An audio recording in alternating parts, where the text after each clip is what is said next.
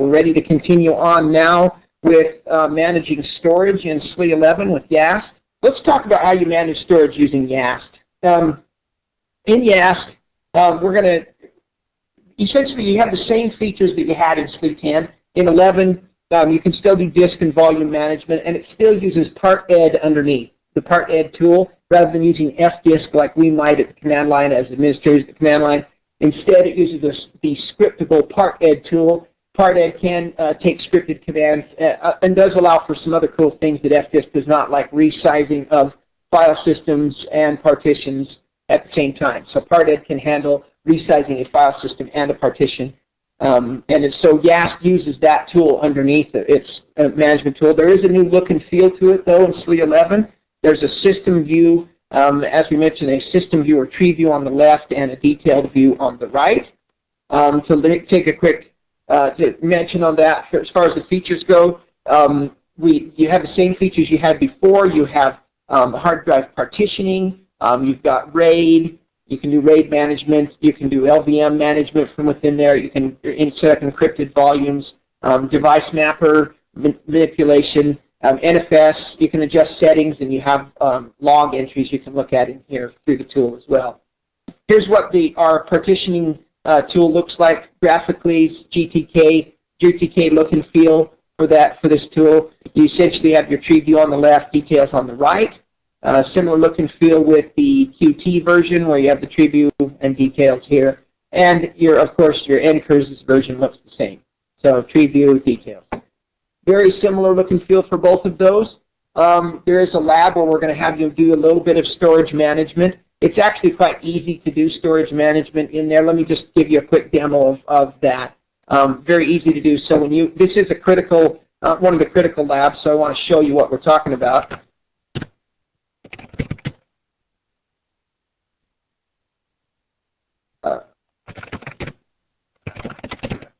When you launch YaST 2, you can jump straight into the partitioner by saying disk. That will jump you straight in. This will give you this warning when it pops up. You can disregard the warning, just say yes. It's just to say, hey, you can mess up your partitioning, which will make it so you can't use the machine. We're going to do it anyway. Obviously, you'll get that same warning. Just say yes. It's just a warning, so be careful when you're in here. What we're going to do is click on our hard disks, and down under this we'll have an SDA. That represents the machines you'll take control of as well. They have the SCSI disk A. There's going to be 3 partitions that are already on it that we care about. When we come over here and look at the overall drive, let me spread this out a little bit here so you can get a little bit larger view. Essentially, what we're going to want you to do is add a new partition. You're going to click Add. It will want to make it an extended partition. You'll click Next down in the bottom right corner, and then we'll just go ahead and take the maximum size. And the reason we're taking the maximum size, once again, is because it is an extended partition. So that's why we're clicking maximum size. The extended partition then will allow us to create some more logical partitions inside. So we'll click Add again, and then for our custom size, I believe it's a 10 gig. So we'll need to put in 10 gigabytes, 10 GB for the size. Click Next. It'll ask us what format do we want to put on it. In our case, we're going to say do not format. There's a reason why. You could format it right here, and YaST will do all that for you. But instead, what we're going to do is we're going to say do not format, and we're going to come down here and turn this into an LVM capable partition.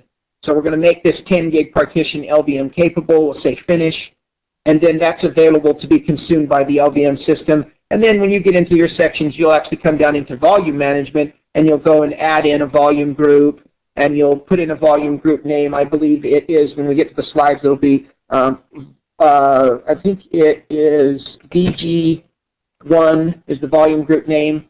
And then you're going to go ahead and say, what do you want to make as part of that volume group? Go ahead and put this in. Click Add. You'll select that physical partition. So let me remove it real quick to show you. You select that logical partition that we just added, and we'll click and say Add and say Finish, and that will create a volume group for us to manage. Then you'll click on the volume group and add a logical volume inside it. And in the logical volume, I think you call that LV0 or something like that. Oops, LV0 for logical volume 0. You click Next. You'll make it a manual size of 1. You'll take, and you're going to make a 1 gig logical volume inside that volume group. of 10 gig. I think we tell you to not format at this time. So you click the do not format, and then you click finish. This is something I'm demoing what you're going to walk through in the lab you're going to do. The reason you're going to do that is because we're going to consume that. Oh, by the way, and then you click finish. You click next and finish, and it will create the partition. Everything's done for you. If I go back into the tool to show you, you'll now see that I have my volume groups and logical volumes and everything now will show up in the partitioner tool in here. Now, what I want you to see here, and the reason I'm bringing this up is you're going to do this in the lab. This is a critical lab. What I mean by that is other lab components will depend on it because you're going to consume this stuff you set up later on when we get to an iSCSI and clustering section. So I just wanted to kind of show you that. It's actually quite easy to do manipulation of, I think you gotta, well, let me just go back in one more time. Inside here in our expert partitioner, hopefully you got a good view of the tree view on the left and the details view on the right, and then depending on what you click and expand here, you can see your different partitions that you've set up, etc. With volume management, similarly, you'll see your volume groups, and each part of each volume group is the logical volumes that are part of it. It's actually quite intuitive now with the tree view. And then depending on what you select on here, on the left side, your right side changes in your details. You can see overviews, your different physical volumes, part of different things, etc. So this lets you get a good view. I wanted you to see how to do manipulation of that, so I wanted to demo that for you. You're going to do a lab where you're going to do that. Your hard drive name is going to be SDA, so you may want to mark this. It's lab 4-1. Your volume group is going to be VG1, and your logical volume is going to be LV0.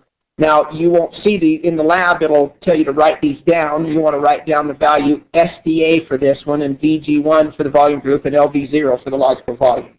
I showed you exactly how I did that and where those values are kept. Mark this slide in your PDF or whatever. Come back to this when it's 4-1 is the lab number.